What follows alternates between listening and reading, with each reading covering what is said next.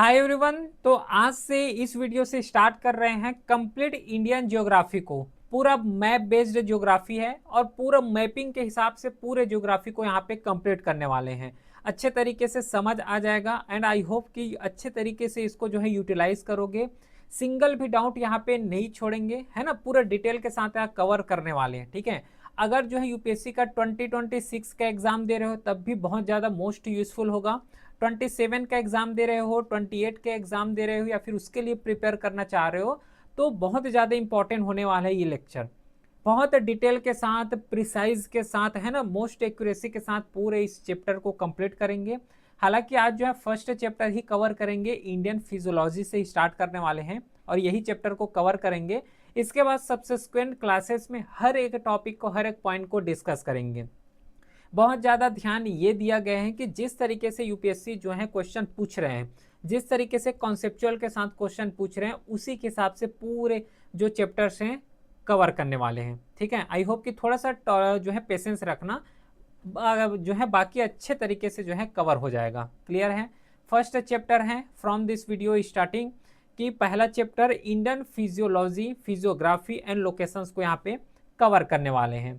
Clear है। चलो फिर स्टार्ट करते हैं इंडियन फिजियोग्राफी को। देखो एक्चुअल में यहाँ पे मैं बार बार एक वर्ड बोल रहा हूँ, फिजियोग्राफी, ठीक है। फिजियोग्राफी का एक्चुअल में मतलब क्या होता है, सबसे पहले तो यही समझना है कि जो फिजियोग्राफी फिजियोग्राफी बोल रहे हैं, फिजियोग्राफी का सिंपल सा मतलब ये होता है। देखो फिजियो, फिजियो मतलब होता है फिजिकल, ठीक है, फिजिकल। और लॉजी मतलब या फिर ग्राफी मतलब स्टडी, मतलब इंडिया का जो फिजिकल फीचर्स हैं उसको ही यहाँ पे फिजियोग्राफी बोल रहे हैं।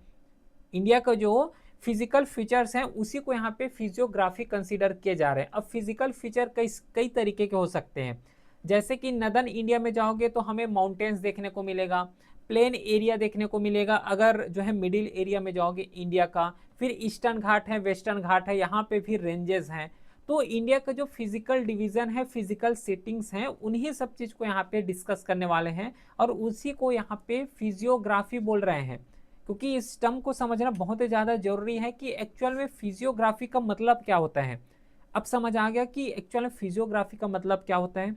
इसके बाद सेकेंड है लोकेशंस। तो इंडिया का जो लोकेशंस है, अब लोकेशंस कई तरीके के होते हैं, ठीक है। लेकिन लोकेशंस में एक्चुअल में हम लोग यहाँ पे डिस्कस क्या करेंगे कि इंडिया का अगर लोकेशंस, इसका मतलब क्या होता है कि पूरा अर्थ है।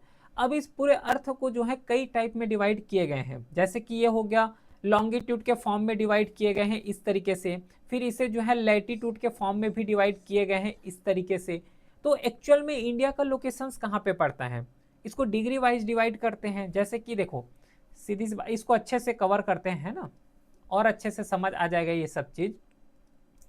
देखो यहाँ पे जो है ये पूरा अर्थ है। अब इस अर्थ में ये जो 0 डिग्री हो गया ये इक्वेटर होता है, ठीक है। इसके बाद ऊपर जाओगे तो ये हो गया 1 डिग्री, फिर 2 डिग्री, फिर 3 डिग्री, इस तरीके से जो है ऊपर आते चले जाएंगे। लेकिन एक्चुअल में जो इंडिया का लोकेशन होता है ना रफली यहाँ पे है। इंडिया का लोकेशन रफली थोड़ा सा इक्वेटर से 8 डिग्री ऊपर, यह लैटिट्यूड जो है 8 डिग्री लैटिट्यूड वहीं से स्टार्ट हो जाते हैं, 8 डिग्री 4 मिनट लैटिट्यूड से। तो इंडिया का एक्चुअल में एग्जैक्ट लोकेशंस कहाँ हैं उसको यहाँ पे डिस्कस करने वाले हैं। तो आई होप कि चैप्टर समझ आ गया होगा, टॉपिक समझ आ गया होगा। अगर बेसिक हो, है ना, कुछ भी नहीं पता तब भी अच्छे तरीके से समझ जाओगे। एज अ फाउंडेशंस की तरह इसको क्लियर करेंगे, बेसिक से पूरा एडवांस, ताकि अच्छे से समझ आ जाए, ताकि क्वेश्चंस को करोगे तो बहुत आसानी से इसको टैकल कर पाओ। क्लियर है, गेट इट। चलो तो इंडियन जियोग्राफिकल अगर डिस्कस किया जाए, है ना, तो इंडिया का सबसे पहले लोकेशन देखो, उसको थोड़ा सा डिवाइड करते हैं। इंडिया का अगर मैप बनाओ, थोड़ा सा इसको बनाते चले जाएंगे, ठीक है। यहाँ पे थोड़ा सा मैं चाहता कि नॉर्मली जो है इसमें पुट कर दो इमेज, वहीं से पढ़ाओ। तो उससे जहाँ क्या होता है कि जो एक इमेज का फॉर्मेशन होना चाहिए ना, एक माइंड डेवलप होना चाहिए, उस लेवल तक डेवलप नहीं होता। उस लेवल तक डेवलप करने के लिए खुद से ड्रॉ करोगे उसको, है ना, ड्रॉ करोगे तो ज़्यादा यहाँ पे बेनिफिशियल रहते हैं। तो देखो यहाँ पे जो है इंडिया का अगर लोकेशंस बनाया जाए, है ना, प्रॉपर इमेज इंडिया का, ये रहा इंडिया का मैप।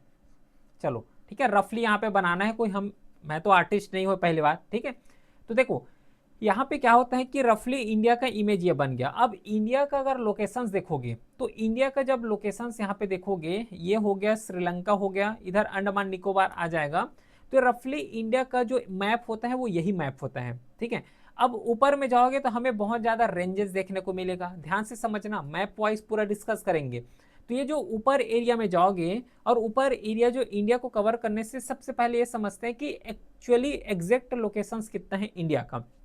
यहाँ पे जैसे बात की ना लैटिट्यूड, तो जो सदर्न लैटिट्यूड होता है, जैसे कि ये अर्थ हो गया, अब इस अर्थ में ये वाला पॉइंट जो है इक्वेटर का है। अब ये इक्वेटर 0 डिग्री है, तो उसके बाद 1 डिग्री आएगा, ऊपर जाओगे फिर 2 डिग्री, फिर 3 डिग्री लैटिट्यूड। तो 1 डिग्री ऐसा आएगा जहां पे इंडिया का जो सदर्न मोस्ट पॉइंट है ना वो टच होना स्टार्ट हो जाएगा। और उस डिग्री को यहाँ पे नाम दिए गए हैं, उसको याद रखना, नाम तो नहीं दिए गए, उसको याद रखोगे। 8 डिग्री 4 मिनट होता है, 8 degree 4 minute latitude, got it.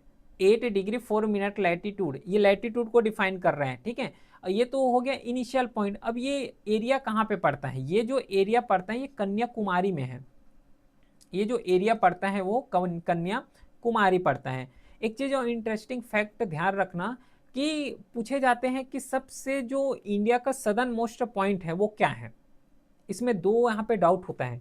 अगर इंडिया का पूछे कि मेन लैंड का इंडिया का जो सदर्न मोस्ट पॉइंट जो है क्या है, तो कन्याकुमारी आता है। लेकिन ओवरऑल अगर डिस्कस किया जाए कि इंडिया का सदर्न मोस्ट पॉइंट कौन सा है, क्या नाम है, तो उसका नाम याद रखोगे इंदिरा पॉइंट है, ठीक है। उसका नाम जो है इंदिरा पॉइंट है, जो कि 6 डिग्री 8 मिनट तक जाता है। लेकिन अगर हमें केवल मेनलैंड का पूछे, इंडिया का जो मेनलैंड वाला एरिया है, तो इसका जो है आंसर कन्याकुमारी होगा। अगर ओवरऑल इंडिया का पूछे तब वो इंदिरा पॉइंट आएगा, इसको ध्यान में रखोगे। फिर सेम जो है इसी तरीके से जब देखो 8 डिग्री 4 मिनट गए, फिर 9 डिग्री, 10 डिग्री, 11 डिग्री, इस तरीके से जो है नदर्न इंडिया का जो है सबसे टॉप मोस्ट पॉइंट तक चले जाते हैं। और इस पॉइंट को याद रखना है, जो कि कितना डिग्री तक जाते हैं इसको सबसे पहले यहाँ पे याद रखोगे। तो ये जाता है 37 डिग्री और कितना मिनट है, 6 मिनट है नॉर्थ की तरफ, ठीक है। चलो ये तो हो गया पूरा, ये लैटिट्यूड है, ये भी लैटिट्यूड हो गया। फिर इसके बाद जो है यहाँ पे आता है लॉन्गिट्यूड, क्योंकि इंडिया को एक तो लैटिट्यूड से डिफाइन किए गए इस तरीके से, इसके बाद जो है दो भाग में जो है इस तरीके से है ना डिवाइड भी किए गए हैं। तो इसको क्या बोलते हैं, इसको बोले जाते हैं प्राइम मेरिडियन। जैसे कि लैटिट्यूड में ये वाला डिफाइन किए गए हैं जिसको इक्वेटर बोल रहे हैं, सेम लॉन्गिट्यूड भी डिफाइन किए गए हैं, जिसका जो मेन सेंटर पॉइंट होता है इक्वल हाफ वाला पॉइंट, उसको प्राइम मेरिडियन बोलते हैं। अब ऐसे इसको जो है 1 डिग्री हो गया, 2 डिग्री हो गया, 3 डिग्री हो गया, ऐसे डिफाइन किए गए हैं। तो जब इस साइड से आओगे तो सबसे जो वेस्टर्न मोस्ट जो पॉइंट है ये पड़ने वाले हैं। कौन सा पड़ेगा, ये वेस्टर्न मोस्ट पॉइंट जो है 68 डिग्री 7 मिनट ईस्ट पड़ेगा।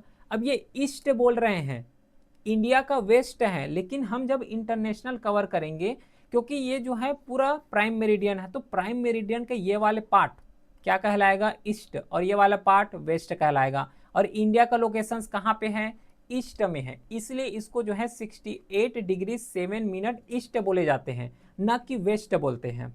क्लियर है। और यहाँ पे जब आएगा है ना, इसी तरीके से जब आगे बढ़ते आएगा तो ये हो जाएगा 97 डिग्री है ना, 97 डिग्री 25 मिनट ईस्ट ये होगा। तो रफली यहाँ तक समझ आ गया। और ऑन एन एवरेज जो है इतना ही लैटिट्यूड और लॉन्गिट्यूड यहाँ पे होता है। बाकी कुछ बेसिक्स डिटेल्स देखो यहाँ पे कि जो नदर्न मोस्ट पॉइंट है वो इंदिरा कोल है, इसको याद रखोगे। फिर जो है ईस्टर्न मोस्ट पॉइंट जो है ये जो है किबिथु पड़ता है, इसको याद रखना है। फिर कन्याकुमारी और इंदिरा जो पॉइंट है इसके बारे में डिफ्रेंशिएट कर चुका हूँ। फिर जो है गुहार मोती हो गया जो कि ईस्टर्न वेस्टर्न साइड है एक्चुअल में इंडिया का। तो ये जो लास्ट जो सदर्न मोस्ट ईस्टर्न मोस्ट जो पॉइंट होते हैं ये सब थोड़ा सा हमें पता होना चाहिए। इतना समझ आ गया, चलो इतना, इसमें तो कोई दिक्कत है नहीं। लेकिन अब थोड़ा सा एजम्पशंस ये करो कि ये पूरा वर्ल्ड का लोकेशन है। अब इस वर्ल्ड के लोकेशंस में ये रहा इंडिया, तो वर्ल्ड के रेस्पेक्ट में इंडिया जो अपने लेवल में जो जियोग्राफिकल एरिया में फैले हुए हैं उसका जो है केवल वर्ल्ड का 2.4% ही लैंड मास को कवर करके रखते हैं। बाकी अदर जितना भी हैं ठीक है, जैसे कि 97.6% जो पूरा लैंड एरिया है वो अदर कंट्री के रेस्पेक्ट में आते हैं। लेकिन इंडिया जो अपने लेवल में होल्ड करके रखा हुआ है, जो जियोग्राफिकल एरिया में इंडिया फैला हुआ है, तो वर्ल्ड का जो है 2.4% ही इंडिया यहाँ पे कवर करते हैं। उसी के साथ इंडिया का अगर लोकेशंस देखोगे तो जो नदर्न एरिया है, नदर्न एरिया के साथ जो सदर्न एरिया में आओगे तो जो 3 साइड है, 3 साइड से पूरा वाटर से घिरा हुआ है। और एक फैक्ट्स याद रखना है ना, 3 साइड से वाटर से घिरा हुआ है, ये तो सबको पता है। इसमें जो टोटल मेन लैंड होता है, ठीक है, जो टोटल इसका मेन लैंड है वो कितना है ये याद रखोगे। इसका जो मेन लैंड है 7517 किलोमीटर रफली इतना ही पड़ता है। मेन लैंड मतलब इस तरीके से जो मेन लैंड वाला है, ठीक है। फिर इसका जो कोस्टल एरिया देखोगे तो कोस्टल लैंड इंडिया का जो है 6100 किलोमीटर इतना पड़ता है। तो ये थोड़ा सा फैक्ट्स यहाँ पे याद रखोगे। वही चीज़ यहाँ पे लिखा हुआ है कि जो टोटल एरिया इंडिया जो कवर करके रखा हुआ है वो 2.4% है पूरा वर्ल्ड का, और 3.28 मिलियन स्क्वायर किलोमीटर तक पूरा इंडिया का लोकेशन है। कोस्टल एरिया जो मेनलैंड है वो 6100 किलोमीटर है। अब इसमें जो है ध्यान रखना कि अंडमान निकोबार को भी इंक्लूड किए गए हैं और लक्षद्वीप को भी इंक्लूड किए गए हैं। और जो longest coast line among Indian जो कंट्री है वो इतना है यहाँ पे, जो कि दिया हुआ है, ठीक है। ये पॉइंट याद रखोगे।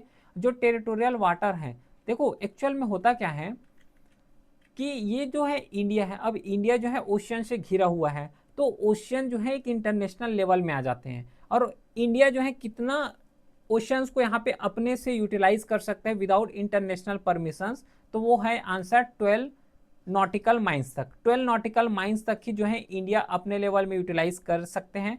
इसके बाद जो है एक्सक्लूसिवली इकोनॉमिक जोन भी आते हैं जो कि वो इंटरनेशनल लेवल में होते हैं, उसको अभी ध्यान नहीं देना है। तो 12 नॉटिकल माइल्स, ठीक है, जो कि रफली जो है 22 या फिर 22.2 किलोमीटर तक ही यहाँ पे होता है। उतना एरिया तक उस कोस्टल एरिया में, उस सी में जितना भी रिसोर्सेज हैं, चाहे वो फिश के रेस्पेक्ट में हो, चाहे मिनरल के रेस्पेक्ट में हो, इन सब चीज़ को एक्सक्लूसिवली जो है एक्सप्लॉयटेशंस करने का जो है रिस्पॉन्सिबिलिटी वो इंडिया के पास होते हैं। तो ये 12 नॉटिकल तक ही यहाँ पे दिए गए हैं। जियोग्राफिकल एक्सटेंशन ये सब चीज़ बता चुका हूँ। कन्याकुमारी जो है सदर्न मोस्ट, नदर्न मोस्ट, ये सब चीज़ को डिस्कस किए हैं, ठीक है। चलो अब यहाँ तक तो समझ आ गया कि कुछ बेसिक्स डिटेल समझ आ गया इंडिया के बारे में। अब नेक्स्ट जो कुछ नेबरिंग जो कंट्रीज़ हैं, क्योंकि इंडिया जो है डिफरेंट डिफरेंट जो अदर कंट्री हैं उसके साथ भी कनेक्टेड हैं, उसके साथ भी मर्ज है और लैंड बॉर्डर भी शेयर करते हैं, और कई डिस्प्यूट भी यहाँ पे एराइज हो जाते हैं। तो इंडिया का फिर से एक बार लोकेशंस बनाते हैं, मैप, ठीक है। जितना ज़्यादा मैप बनाओगे उतना ज़्यादा यहाँ पे प्रोफिशिएंसी हो जाएगा, और जिसका जियोग्राफी ऑप्शनल है उसके लिए तो मैपिंग बहुत ज़्यादा जरूरी है। अब क्या करते हैं, थोड़ा सा जो नेबरिंग कंट्री है इसके बारे में कवर करते हैं। अब नेबरिंग कंट्री का सिंपल सा मतलब होता है कि लैंड जो एरिया है इससे कौन कौन से ऐसे कंट्री हैं जो कि इंडिया के साथ बॉर्डर शेयर करते हैं, उसी को यहाँ पे नेबरिंग कंट्री बोल दिए जाते हैं। सबसे पहले अगर ये वाले एरिया को देखोगे, ठीक है, आई होप कि मैप सामने होगा, जियोग्राफी कवर कर रहे हैं तो एटलीस्ट मैप अपने पास होना चाहिए। तो ये वाले जो एरिया दिख रहे हैं ना, ये वाला, तो ये पूरा जो जाता है ये हो जाएगा पूरा पाकिस्तान का। ये एरिया जो है पूरा पाकिस्तान वाले एरिया है। इसके बाद जो है यहाँ पे जो एरिया आते हैं जो कि बहुत ही कम जो इंटरनेशनल बॉर्डर है उसको शेयर करते हैं, वो है अफगानिस्तान। अफगानिस्तान तो पहला हो गया पाकिस्तान, फिर हो गया अफगानिस्तान। इसके बाद जो है नदर्न एरिया में जाओगे तो ये पूरा एरिया जो कि कवर करके रखे हुए हैं, ये वाला एरिया, ये पूरा एरिया चाइना का होता है, ये चाइना वाले हो गए। फिर नीचे जाओगे तो ये वाला एरिया जहाँ पे नेपाल है, ठीक है। मैप थोड़ा सा यहाँ पे देखना है ना, थोड़ा सा टिल्ट हो गया है, तो यहाँ इस एरिया में जो है नेपाल आ जाते हैं। फिर इसके बाद जो यही एरिया में जो है जस्ट कनेक्टेड हैं, तो इस एरिया में आ जाएगा भूटान। फिर इसके बाद जो है ईस्टर्न एरिया जाओगे तो कनेक्टेड हैं, लैंड बॉर्डर यहाँ पे शेयर करते हैं, ये आ जाएगा म्यांमार। अब म्यांमार के बाद जो है अगला आएगा, क्योंकि ये वाला एरिया जो कि बांग्लादेश का है, ठीक है। तो ये कुछ लैंड बॉर्डर एरिया है जो कि बहुत ज़्यादा अंडरस्टैंडिंग है, इन सब चीज़ को यहाँ पे कवर करना पड़ेगा, ठीक है। तो लैंड बॉर्डर जो शेयर करते हैं वो है नदर्न वेस्टर्न, इस एरिया में देखें पाकिस्तान हो गया, अफगानिस्तान हो गया, फिर नदर्न एरिया में चाइना हो गया, नेपाल है, भूटान है, फिर ईस्टर्न एरिया में म्यांमार है, बांग्लादेश है, जो कि ये पूरा अभी डिस्कस किए हैं। न केवल जो है ये लैंड बॉर्डर शेयर कर रहे हैं, कोस्टल एरिया भी इसके द्वारा शेयर किए जाते हैं। कोस्टल एरिया ये वाला जो पार्ट है ना वो एक्चुअली यहाँ पे आएगा। तो जो लॉन्गेस्ट लैंड बॉर्डर जो शेयर करते हैं वो बांग्लादेश है, फिर उसके बाद चाइना है, उसके बाद यहाँ पे पाकिस्तान है। और ध्यान रखना इसको जो है सीक्वेंस में भी पूछे जा सकते हैं, सीक्वेंस के फॉर्म में भी पूछे जा सकते हैं कि सबसे लॉन्गेस्ट जो बॉर्डर शेयर करते हैं वो कौन है, या फिर असेंडिंग ऑर्डर में पूछ सकते हैं या फिर डिसेंडिंग ऑर्डर में पूछ सकते हैं। तो इन सब चीज को यहाँ पे थोड़ा सा ध्यान रखने की जरूरत है, पहले बात। उसके बाद और कुछ इंटरेस्टिंग फैक्ट्स हैं, इन फैक्ट्स को भी वन बाय वन करके डिस्कस करते हैं, जिसमें से कुछ इंपॉर्टेंट लैटिट्यूड और लॉन्गिट्यूड के बारे में डिस्कस करते हैं। अगर फिजिकल ज्योग्राफी कवर किए होंगे, ठीक है, इंडिया का नहीं बात कर रहा हूँ, है ना, पूरा वर्ल्ड का जो है एज अर्थ के रेस्पेक्ट में, तो वहाँ पे जो है ट्रॉपिक ऑफ कैंसर क्या होता है, लैटिट्यूड क्या होते हैं, लॉन्गिट्यूड क्या होते हैं, इन सब के बारे में डिस्कस किए होंगे और आई होप कि ये सब पता होगा। तो जो ट्रॉपिक ऑफ कैंसर है ना, जो कि 23 एंड 27 मिनट जो नदर्न इंडिया है वहाँ पे, तो ये इंडिया के जो 8 स्टेट्स हैं उन 8 स्टेट से जो है पास होके जाते हैं। कौन कौन से स्टेट हैं? गुजरात, राजस्थान, मध्य प्रदेश, छत्तीसगढ़, झारखंड, वेस्ट बंगाल, त्रिपुरा और मिजोरम। ये जो है 8 स्टेट्स हैं और इन्हीं 8 स्टेट से जो है पूरा ट्रॉपिक ऑफ कैंसर यहाँ पे गुजर के आगे जाते हैं। जो लॉन्गेस्ट जो पैसेज है वो मध्य प्रदेश है, जो कि लॉन्गेस्ट सबसे ज़्यादा जो लंबा ट्रेवल करते हैं ट्रॉपिक ऑफ कैंसर का वो मध्य प्रदेश है। इसके बाद जो शॉर्टेस्ट पैसेज हैं वो है राजस्थान। तो दोनों पॉइंट को याद रखोगे, इंपॉर्टेंट पॉइंट है। फिर उसके साथ एक चीज़ और इंटरेस्टिंग याद रखना, eastern meridian of India, IST जिसे बोले जाते हैं। तो इंडिया का अगर लोकेशंस यहाँ पे बनाओगे तो एक मिड लेवल से इस तरीके से जो है पास होके जाते हैं, उसी को यहाँ पे क्या बोल रहे हैं, ईस्टर्न मेरिडियन ऑफ इंडिया बोल रहे हैं। ईस्टर्न मेरिडियन का एक्चुअल में यूज क्यों हुआ, क्यों इसको यहाँ पे लाया गया है, तो ध्यान देना। क्या होता है कि कोई पर्सन है ना, पर्सन यहाँ पे बैठा हुआ है जो कि इस जो वेस्टर्न मोस्ट पॉइंट है, जैसे कि गुजरात का हो गया, राजस्थान एरिया में बैठा हुआ है। अगर ये चलना स्टार्ट करते हैं और ईस्टर्न मोस्ट पॉइंट जैसे कि अरुणाचल प्रदेश हो गए वहां पे पहुंच गया, ठीक है, तो इसको ये वाले एरिया से यहाँ पे जाने में रफली जो है 2.3 आवर्स का यहाँ पे टाइम गैप देखने को मिलता है। अगर यहाँ पे 9 AM हुआ है, ठीक है, तो यहाँ पे क्या हो जाएगा 9, 2.5 यहाँ पे हो रहा है, 10, 11, 11.13 AM होगा।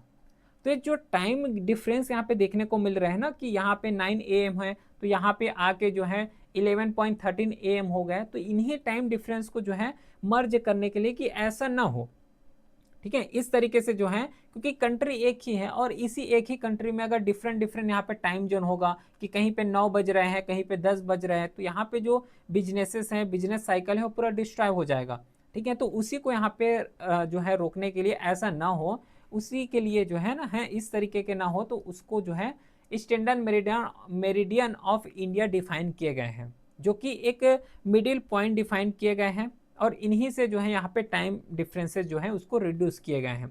तो इंडिया का जो स्टैंडर्ड मेरिडियन ऑफ इंडिया है ना, वो कितना है 82.30 डिग्री ईस्ट है। और ये कहाँ कहाँ से गुजरता है, उत्तर प्रदेश, छत्तीसगढ़, उड़ीसा, मध्य प्रदेश, आंध्र प्रदेश, है ना, इन्हीं सब चीज से जो है ये गुजर के जाता है। और जो क्लोजेस्ट जो कैपिटल पड़ता है ना वो रायपुर पड़ते हैं छत्तीसगढ़ का। तो इस पॉइंट को थोड़ा सा यहाँ पे याद रखने की जरूरत है। लेकिन एक चीज ध्यान देना, इंडिया में जैसे कि एक ही यहाँ पे मेरिडियन ऑफ इंडिया है, ठीक है, स्टैंडर्ड टाइम जोन है इंडिया का, लेकिन ऐसे कई यहाँ पे कंट्री होते हैं, ठीक है, ऐसे कई यहाँ पे कंट्री होते हैं जो कि डिफरेंट डिफरेंट यहाँ पे टाइम जोन्स को यहाँ पे फॉलो करते हैं। कई ऐसे कंट्री होते हैं, जैसे कि देख लो यूके में अगर जाओगे तो यहाँ पे 9 टाइम जोन्स डिफाइन किए गए हैं। इंडिया में तो केवल एक ही टाइम जोन है, लेकिन यहाँ पे यूके में 9 टाइम जोन है। उसी के साथ जो डेनमार्क हो गया तो डेनमार्क में यहाँ पे 5 जो है टाइम जोन है। फिर न्यूजीलैंड में 5 टाइम जोन है, ऑस्ट्रेलिया में 9 टाइम जोन है। और ये क्वेश्चंस जो है एक्चुअली पूछे गए थे, यूपीएससी में पूछे गए थे कि कौन से जो है ऐसे एरिया है जहाँ पे, ऐसे कंट्री हैं जहाँ पे सबसे ज़्यादा टाइम जोन है। इस तरीके से क्वेश्चन पूछे गए थे, एक बार आ चुका है, तो इसको थोड़ा सा याद रखोगे। पहले बात इतना समझ आ गया। चलो, तो यहाँ तक जो है पूरा एक ओवरव्यू ले चुके हैं कि इंडिया क्या होता है, इंडिया का लोकेशंस क्या है, कौन कौन से पार्ट है जिसको यहाँ पे कवर करने की जरूरत है, एक पॉइंट को डिस्कस किए। अब यहाँ पे थोड़ा सा फिजियोलॉजी की तरफ बढ़ते हैं, है ना, क्योंकि ओवरव्यू तो ले चुके हैं इंडिया का। अब थोड़ा सा फिजियोग्राफी की तरफ अगर बढ़ेंगे तो फिजियोग्राफी में अब इंडिया को कैसे डिवाइड करेंगे। यहाँ पे इंडिया को देखोगे तो टोटल यहाँ पे 6 फिजियोग्राफी में डिवाइड किए गए हैं। कौन कौन से 6 फिजियोग्राफी हैं, मैप के सहारे कवर करते हैं। यहाँ पे ये हो गया, ठीक है, और ये इधर से ये हो गया, तो ये इंडिया है। अब इंडिया को जो है 6 फिजिकल डिविजन में डिवाइड किए गए हैं स्टडी के लिए, जो है 6 फॉर्म में। पहला जो पार्ट है जिसको डिवाइड किए गए हैं वो है नदन, ठीक है, नदन और ईस्टर्न प्लेन बोल सकते हो, नदन या फिर ईस्टर्न माउंटेन। इसको देखो माउंटेन बोल लो या फिर हिमालय बोल लो, एक ही मतलब है। तो ये वाला जो एरिया है ना, ये एरिया को जो है एक जो डिवीजन है एक पार्ट में यहाँ पे डिवाइड किए गए हैं। तो फिजियोग्राफी में पहला जो डिवाइड किए गए हैं इंडिया को, ये वाले को डिवाइड किए गए हैं, इस पार्ट को। काम करते हैं, इसको थोड़ा सा कलर चेंज करते हैं ताकि और अच्छे से समझ आ जाए, विजिबिलिटी भी क्लियर हो। तो पहला जो नदन एंड ईस्टर्न माउंटेन यहाँ पे डिवाइड किए गए हैं, वो पहला पार्ट ये वाला एरिया हो गया, ठीक है, इस एरिया को डिवाइड किए हैं। उसके बाद जो है सेकेंड पार्ट में इंडिया को डिवाइड किए गए हैं वो है नदन प्लेन के हिसाब से, नदन प्लेन। तो नदन प्लेन के हिसाब से डिवाइड किए गए हैं। नदन प्लेन का मतलब होता है ये वाला एरिया, ठीक है, ये जो नदन प्लेन वाले एरिया हैं इसको जो है फिजियोग्राफी में सेकेंड पार्ट में डिवाइड किए गए हैं। फिर इसके बाद जो है थर्ड पार्ट जो डिवाइड करेंगे वो प्लाटू का डिवाइड करेंगे, ठीक है, प्लाटू के बेस में। प्लाटू मतलब होता है जो दक्कन वाले एरिया है, ये वाला, इस एरिया को यहाँ पे दक्कन प्लाटू बोल रहे हैं, तो इस एरिया को डिवाइड किए गए हैं। फिर उसके बाद जो है फोर्थ पार्ट जिसे इंडिया को डिवाइड किए गए हैं वो है डिजर्ट के फॉर्म में, इंडियन डिजर्ट जिसे बोलते हैं। डिजर्ट मतलब जो राजस्थान वाला एरिया हो गया, इस एरिया को जो है डिवाइड किए गए हैं डिजर्ट के मामले में। फिर फोर्थ जो फिफ्थ है, तो फिफ्थ डिवाइड किए गए हैं, एक है कोस्टल, कोस्टल प्लेन। क्यों कोस्टल प्लेन, क्योंकि इंडिया जो है लैंड बॉर्डर तो शेयर करता है, उसी के साथ जो है ओशियन बॉर्डर भी शेयर करते हैं, क्योंकि इंडिया जो है 3 साइड से पूरा ओशियन से ही घिरा हुआ है। तो ये वाले जो कोस्टल एरिया है ना, इस कोस्टल एरिया को भी यहाँ पे डिवाइड किए गए हैं। और कोस्टल एरिया में जो 12 नॉटिकल माइल जहाँ पे इंडिया का एक्सक्लूसिवली राइट होता है, वो भी समझ पा रहे हो, तो उसको भी यहाँ पे डिवाइड किए गए हैं। तो उस पार्ट को यहाँ पे लोगे तो कोस्टल प्लेन में डिवाइड किए गए हैं। इसके बाद जो लास्ट डिवाइड किए गए वो हैं आइलैंड के फॉर्म में डिवाइड किए गए हैं, जैसे कि अंडमान निकोबार हो गया, ठीक है, लक्षद्वीप आइलैंड हो गया, ये सब इंडिया का ही टेरिटरी है। तो इसको भी एक तरीके से जो है यहाँ पे कैटेगराइज किए गए हैं, ठीक है, समझ आ गई ये सब चीज़। देखो लक्षद्वीप जो है इस वाले एरिया में लक्षद्वीप है, अंडमान एंड निकोबार जो है पूरा इस साइड आ जाएगा। तो ये जो मेजर फिजियोलॉजी में फिजियोग्राफी में एक्चुअल में डिवाइड किए गए हैं वो 6 ही पार्ट में इंडिया को पूरा तरीके से डिवाइड किए गए हैं। पहला जो पार्ट है वो नदन एंड ईस्टर्न माउंटेन है, सेकेंड पार्ट जो है द नदन प्लेन है, फिर थर्ड पार्ट इंडियन प्लाटू है या फिर दक्कन या फिर पेनिनसुला प्लाटू बोल लो। फिर जो फोर्थ पार्ट है जिसे डिजर्ट में डिवाइड किए गए हैं, फिफ्थ पार्ट को कोस्टल प्लेन में डिवाइड करे हैं, और जो सिक्स पार्ट है इसे आइलैंड के फॉर्म में डिवाइड करे हैं। तो इसी तरीके से पूरा डिविजन्स हुआ है। तो सबसे पहले जो जो इसको भी कवर करना है, तो सबसे पहले यहाँ पे स्टार्ट करते हैं वो है फिजियोग्राफी में। अब इस फिजियोग्राफी में जो है हमें समझना है कि डेफिनेशंस बता चुका हूँ कि एक्चुअल में फिजियोग्राफी होता क्या है। तो physiography is a study of physical features resulting from geological structure. Geological structure मतलब जैसे कि कहीं पे माउंटेन देखने को मिलेगा, कहीं पे प्लेन एरिया देखने को मिलेगा, कहीं पे प्लाटू है, ठीक है। तो ये पूरा क्या है कि जियोलॉजिकल स्ट्रक्चर है, इसे हम लोगों ने नहीं बनाए हैं, ये नेचुरल के द्वारा दिए गए हैं। ऑन गोइंग प्रोसेसेस हो गया, डेवलपमेंटल स्टेजेस हो गया, इन सब चीज को ही फिजियोग्राफी बोले जाते हैं। मेजर फिजियोग्राफी यहाँ पे बता चुका हूँ, वही लिखा हुआ है, northern and northern eastern mountain हो गया, नदन प्लेन हो गया, ये सब जो है फिजियोग्राफी के अंदर ही आते हैं। लेकिन एक बार थोड़ा सा अगर इंडिया का डिफाइन किया जाए, और चलो यहीं से स्टार्ट करते हैं और अच्छे से समझ आ जाएगा यहाँ पे। अच्छा ठीक है, सबसे पहले 6 डिविजिबल पढ़े हैं, इंडिया को 6 पार्ट में डिवाइड किए हैं, उसमें से सबसे पहले पार्ट को अब पिकअप कर रहे हैं और उसको डिटेल के साथ कवर करते हैं। जो पहला पार्ट है northern and northern eastern mountain. Northern and northern eastern mountain मतलब होता है ये वाला एरिया, ठीक है। अब थोड़ा सा अच्छे से मैप और ड्रॉ करते हैं, ठीक है, और अच्छे से। चलो ये नदन वाले एरिया हो गए, ठीक है, इसको थोड़ा ऊपर ले जाते हैं, एक सेकेंड ना, ये पूरा इरेज हो जाएगा, चलो कोई दिक्कत नहीं है।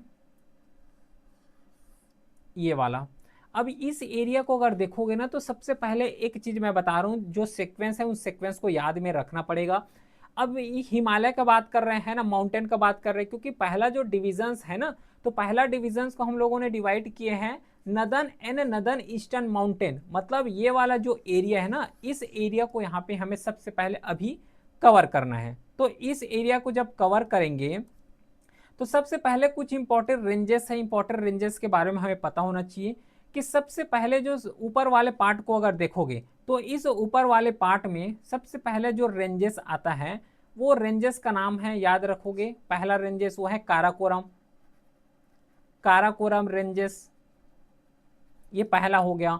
इसके बाद जस्ट इसके नीचे में एक और रेंज आता है, इस रेंज का नाम याद रखोगे जो कि है लद्दाख।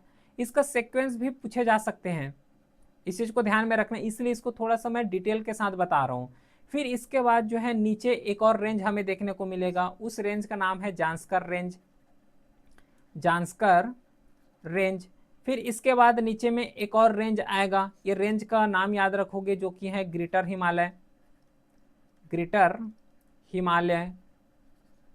इसके बाद जो है नीचे एक और नीचे आओगे थोड़ा सा इसके, तो हमें देखने को मिलेगा वो है पीर पंजाल, पीर पंजाल। फिर इसके बाद जो नीचे आएगा, इसके बाद यही जो नीचे है वहां पे हमें देखने को मिलेगा वो है शिवालिक रेंजेस।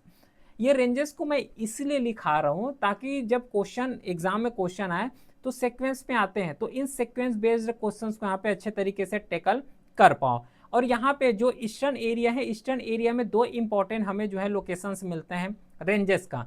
तो सबसे जो ईस्टर्न एरिया जो अरुणाचल प्रदेश एरिया है वहां पे एक हमें देखने को मिलेगा वो है मिसमी हिल, मिसमी हिल्स। और इसी के जस्ट ये वाले एरिया में देखने को मिलेगा वो है नामचा बरवा, नामचा बरवा, ये देखने को मिलेगा।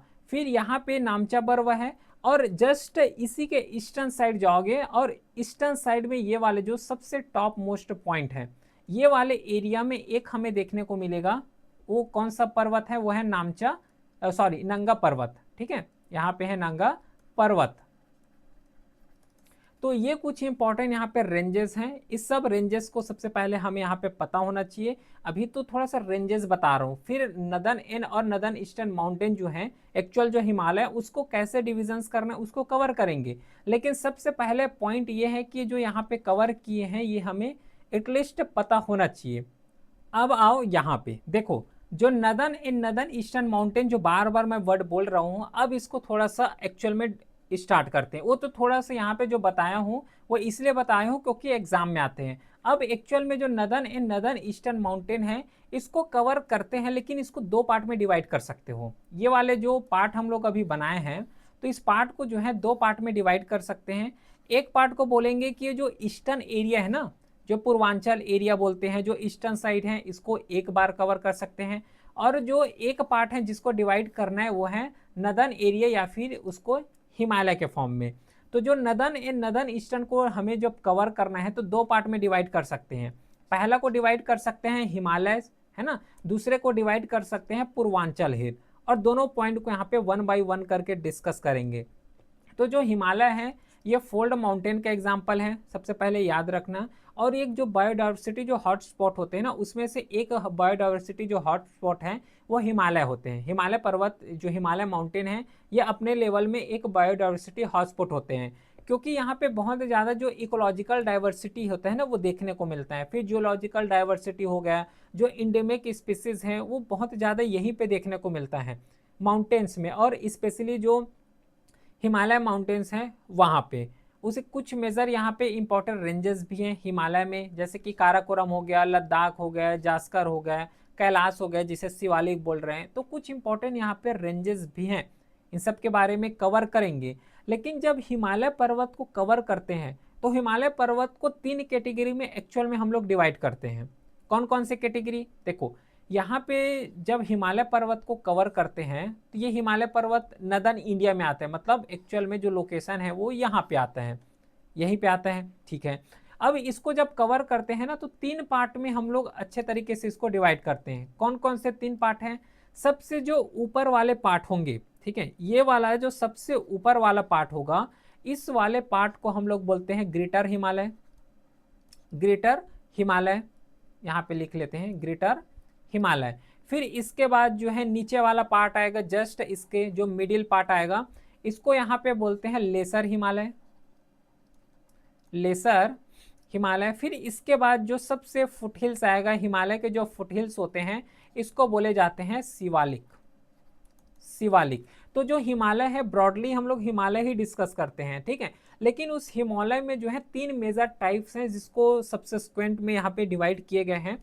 सबसे ऊपर वाले जो हिमालय है उसको ग्रेटर हिमालय बोलते हैं, जो मिडिल वाले हिमालय है उसको लेसर हिमालय बोलते हैं, और जो सबसे सदर्न मोस्ट पॉइंट है ना, उसे बोले जाते हैं शिवालिक।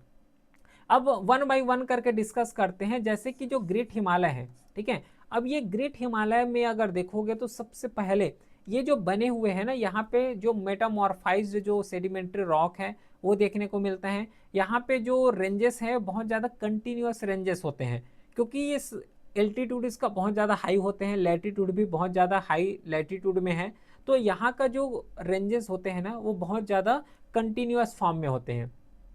यहाँ पे जो सदर्न स्लोप देखने को मिलेगा वो स्टीप है, और जो इसका सैप होगा, है ना, सैप, क्योंकि यूपीएससी इस तरीके से भी क्वेश्चन पूछ लेते हैं।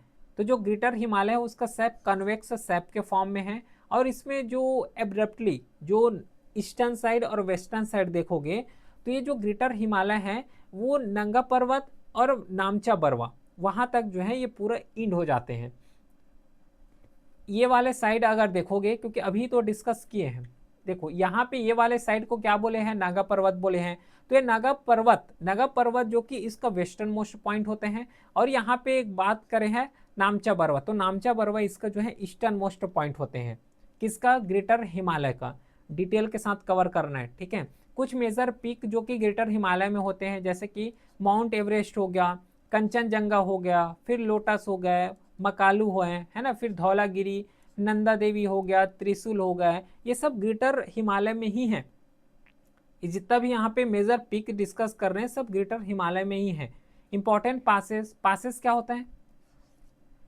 पासेस, देखो यहाँ पे पासेस जब भी कवर करेंगे ना तो यहाँ पे एक वर्ड लिखा होता है जिसे बोलते हैं ला, जैसे कि जो जिला हो गया, है ना, फिर हो गया बुर्जिला हो गया, फिर उसके बाद बारालाचला हो गया। तो एक्चुअल में जो ला यहाँ पे लिखा हुआ है, तो ला का मतलब होता है पासेस, ठीक है, ला का मतलब होता है पासेस। और ये पासेस हैं क्या, क्योंकि नदर्न इंडिया देखोगे, हिमालय एरिया को देखोगे, माउंटेन एरिया को, तो वहाँ पे पूरा रेंजेस हैं। तो इस तरीके से जो 2 रेंजेस होंगे, तो 2 रेंजेस से जो है इस साइड से सेकेंड साइड जाने के लिए एक छोटा सा जो है नैरो साइड का यहाँ पे एक रोड होगा, एक रास्ता होंगे, उसी के रास्ते को यहाँ पे ला बोले जाते हैं, उसी रास्ते को यहाँ पे हम लोग पासेस बोलते हैं। जियोग्राफी के टर्म में इसको पासेस बोलते हैं। तो जो ग्रेटर हिमालय है उसमें बहुत ज़्यादा यहाँ पे पासेस हैं। जैसे कि जम्मू कश्मीर में देखोगे तो जोजिला हो गया, बुर्जिला पास हो गए, फिर हिमाचल प्रदेश में बारालाचला है, सिपकिला है, फिर उत्तराखंड में नीतिला पास हो गया, लिपुलेख हो गया, सिक्किम में नाथुला पास हो गया, जिलिपला हो गया। अब ये जितना भी पासेस जो कवर कर रहे हैं पूरा ग्रेट हिमालय के रेस्पेक्ट में आता है। और यहाँ से एक चीज जो है लॉजिक लगा पा रहे होंगे, कौन सा लॉजिक है, कि जो ग्रेटर हिमालय है केवल जो लोकेशन ड्रॉ किए वहीं तक नहीं है, ये पूरा एक्सटेंड हुए हैं ईस्टर्न एरिया तक। जो ग्रेटर हिमालय है पूरा ईस्टर्न साइड तक यहाँ पे एक्सटेंड हुए हैं। क्योंकि जो इंपॉर्टेंट पास पढ़ रहे हो, जम्मू कश्मीर का भी पढ़ रहे हैं, हिमाचल प्रदेश का भी पढ़ रहे हैं, उत्तराखंड हो गया, सिक्किम हो गया, तो यहाँ से एक चीज लॉजिक लगा सकते हैं कि जो ग्रेटर हिमालय है, ग्रेटर हिमालय का फैलाव जो है वो सिक्किम तक फैला हुआ है ना। ये चीज जो है यहाँ पे लॉजिक लगा सकते हैं। इंपॉर्टेंट ग्लेशियर भी हैं, जैसे कि सियाचिन ग्लेशियर हो गया, बोलतोरो हो गए, ये सब कहाँ पे मिलते हैं, ये ग्रेटर हिमालय का ही एग्जाम्पल है। जैसे कि कश्मीर वैली हो गया, तो कश्मीर वैली जो कि एक इंटर माउंटेनल वैली है, उसका भी लोकेशंस ग्रेटर हिमालय में ही है। तो पहला पार्ट समझ आ गया, ग्रेटर हिमालय 3 पार्ट में डिवाइड किए हैं, ग्रेटर हिमालय, लेसर हिमालय और शिवालिक। तो पहला पॉइंट डिस्कस किया ग्रेटर हिमालय। सेकेंड पॉइंट आता है जो कि लेसर हिमालय। लेसर हिमालय को मिडिल हिमालय भी बोलते हैं। इसमें जो है जियोलॉजिकल फीचर देखोगे तो जो मिडिल हिमालय है मोस्टली जो सेडिमेंट्री रॉक है, जो वोल्केनिक है, वहीं से बना हुआ है। जैसे कि पीर पंजाल रेंज हो गया, ये पीर पंजाल रेंज कहाँ का है, ये पड़ता है यहाँ मिडिल हिमालय में, लेसर हिमालय में। यहाँ पे जो टेरेन देखोगे तो बहुत ज़्यादा रग्ड होते हैं, वैली बहुत ज़्यादा देखने को मिलेगा यही लेसर हिमालय में। कुछ इंपॉर्टेंट फेमस हिल्स जैसे कि शिमला हो गया, मसूरी हो गया, धर्मशाला हो गया, ये सब लेसर हिमालय में ही है। नागा दिब्बा हो गया ये, जैसे कि उसी के बाद जो है महाभारत लेक हो गया, ये सब कहाँ पे है, लेसर हिमालय में ही है। इंपॉर्टेंट पासेस में पीर पंजाल पास हो गया, बनिहाल पास हो गया, उसके बाद जो है गुलाब घर पास हो गया, फिर Jhelum river, Beas river, Chenab river, ये सब जितना भी इंपॉर्टेंट जो फीचर्स समझ रहे हैं ना, ये सब लेसर हिमालय में है। और इतना अगर पता होगा तो कोई क्वेश्चन जो है यहाँ पे छूटेगा नहीं, बस थोड़ा सा यहाँ पे लॉजिक भी लगाना पड़ता है ना। फिर जो शिवालिक है जो आउटर हिमालय है, तो यहाँ पे अगर देखोगे जियोलॉजिकल फीचर में, तो जो रॉक या फिर डिपॉजिट देखोगे तो जो ग्रेवल्स होते हैं, है ना, जो बोल्डर्स होते हैं, वही का सबसे ज़्यादा यहाँ पे देखने को मिलता है ना, वही का जो डिपॉजिट यहाँ पे देखने को मिलता है। क्योंकि एक्चुअल में होता क्या है कि ऊपर में ग्रेटर हिमालय है, इसके बाद मिडिल हिमालय है, फिर इसके बाद यहाँ पे शिवालिक है। तो कोई अगर जो है रिवर ओरिजिनेट हो रहे हैं, जैसे कि ग्रेटर हिमालय से ओरिजिनेट हो रहे हैं, तो ग्रेटर हिमालय से ओरिजिनेट होके पहले ग्रेटर हिमालय में आएगा, ग्रेटर हिमालय के बाद मिडिल हिमालय, मिडिल हिमालय के बाद जो है शिवालिक में आएगा। तो एक्चुअल में जब ये ग्रेटर हिमालय से आगे बढ़ रहे हैं तो अपने साथ जो है बहुत ज़्यादा बोल्डर्स हो गया, बहुत ज़्यादा रॉक्स हो गए, इन सब चीज़ को अवसाद के फॉर्म में, है ना, डिपॉजिट करते हुए आगे बढ़ेंगे। तो मोस्टली जो डिपोजिशंस होते हैं वो शिवालिक में होते हैं। क्यों शिवालिक में होते हैं, क्योंकि इसका जो स्पीड होता है ना, तो जब ओरिजिनेट होते हैं तो इसका स्पीड बहुत ज़्यादा होते हैं, लेकिन जब धीरे धीरे जब नीचे आते हैं शिवालिक तक आते आते इसका जो स्पीड होते हैं बहुत ज़्यादा कम हो जाते हैं। और कम होने की वजह से जो है इसका जो डिपोजिशन होता है ना, डेल्टा का फॉर्मेशन होता है, या फिर अपने साथ जितना भी अवसाद लेके आ रहे हैं, इन सब चीज़ का जो है डिपॉजिट करना स्टार्ट होते हैं। और वही डिपोजिशन सबसे ज़्यादा देखने को मिलते हैं वो शिवालिक में होता है, क्योंकि यहाँ तक आते आते जो रिवर का जो स्पीड है वो बहुत ज़्यादा कम हो जाते हैं। ठीक है, तो फिर शिवालिक जो है एक यंगेस्ट हिमालय रेंजेस हैं, जो कि ग्रेटर और लेसर हिमालय के बाद ही फॉर्म हुआ है। इसको भी याद रखना है, बहुत इंपॉर्टेंट पॉइंट है, स्टेटमेंट में क्वेश्चन पूछे जा सकते हैं कि जो शिवालिक रेंजेस हैं जो आउटर हिमालय है, ठीक है, उसका जो फॉर्मेशन हुआ है वो ग्रेटर हिमालय, लेसर हिमालय के बाद हुआ है। तो सबसे जो यंगेस्ट हिमालय कंसीडर किए जाते हैं वो शिवालिक रेंज को ही कंसीडर किए जाते हैं। फिर उसी के साथ जो ड्यून्स जो है बहुत ज़्यादा देखने को मिलता है, जैसे कि देहरादून हो गया, कोटली दून हो गए, ये कहाँ पे है, शिवालिक में है, शिवालिक रेंजेस में है। फिर पीक में जैसे कि कोई उतना ज़्यादा मेजर पासेस पिक्स जो हैं हिमालय और स्पेशली शिवालिक में देखने को तो नहीं मिलता, बाकी ग्रेटर हिमालय हो गया, फिर उसी के बाद लेसर हिमालय हो गया, ये सब चीज़ में जो है देखने को हमें मिलता है।